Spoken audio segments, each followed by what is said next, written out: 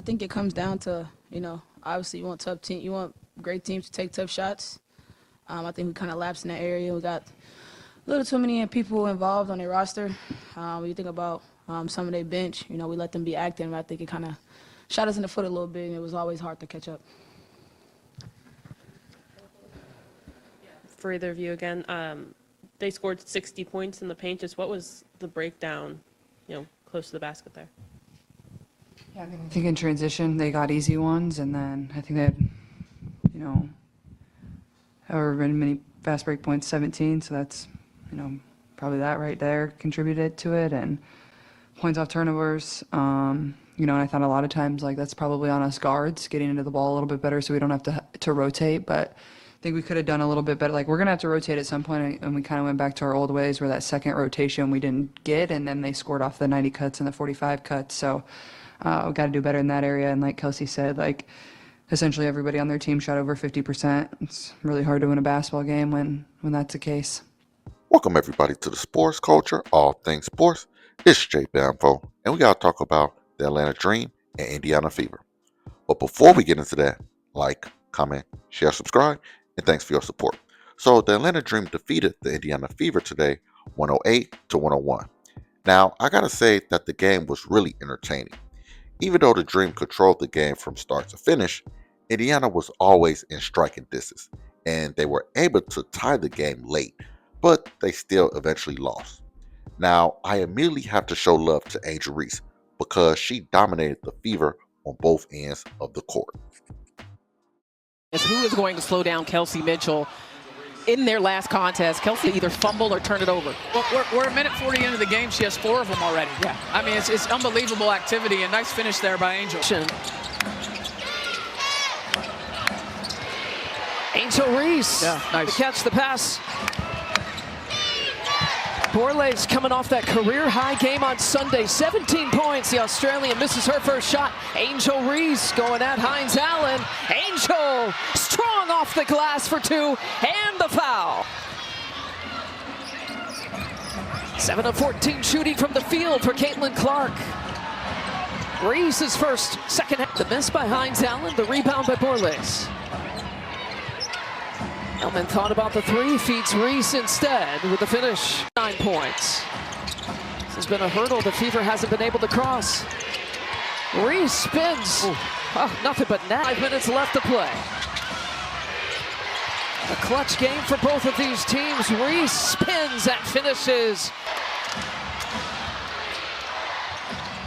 A cutting Angel Reese. Oh, she gets it. Took the contact and the moment. Angel Reese finished with 21 points, 11 rebounds, and 1 assist on 8 of 14 from the field. Now, y'all know how I feel about her shooting threes, but in this game, she thankfully didn't shoot any.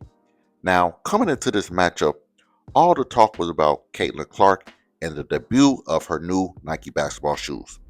There really wasn't much talk about the Angel Reese-Caitlin Clark matchup, unlike in years past.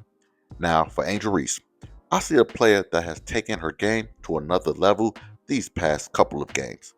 Earlier in the season, she struggled, and I've made videos on her struggles.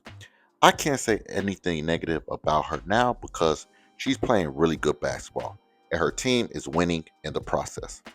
Now, in regards to Caitlin Clark and her performance in the loss, well, if you look at just the stats, you would say she had a really good game as well. Caitlin Clark finished with 26 points, 2 rebounds, and 7 assists on 8 of 17 from the field and 2 of 5 from 3. And yes, on paper, she had a really good game. But I actually watched the game, and her impact was average at best. She was in foul trouble for most of the game, and in fairness, there were a lot of bogus foul calls on her. I wouldn't be surprised if the foul trouble threw off her rhythm, because every time it seemed like she was rolling, she would get a foul called on her, which just threw everything off. Also, her defense wasn't the best, but that's to be expected from her, especially versus the Atlanta Dream and their great guard play. Now, big picture, what did this game mean for both teams? Well, for the Dream, they finally beat a potential playoff team. They lost to this same team just a few weeks ago, so they showed that they have the ability to win versus good teams. This win improves their record to 10-4 on the season, and they continue to show why I think they can win the WNBA championship this season. Now, for the Fever, this loss drops their record to 9-6, and it breaks their 4-game losing streak. Now, the more that I watch the Indiana Fever team, the more I notice just how underwhelming they are. They have a big three that, for some odd reason, can't seem to click on all cylinders consistently.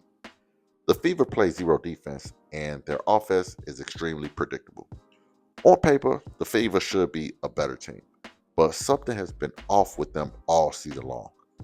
As for now, I do see them as a playoff team, but do they have a chance to win the title this season? Absolutely not. Now, both of these teams play each other again on Saturday, so we will see if the Fever can make the necessary adjustments and bounce back. Now, with that being said, like, comment, share, subscribe, and I'll see y'all next time.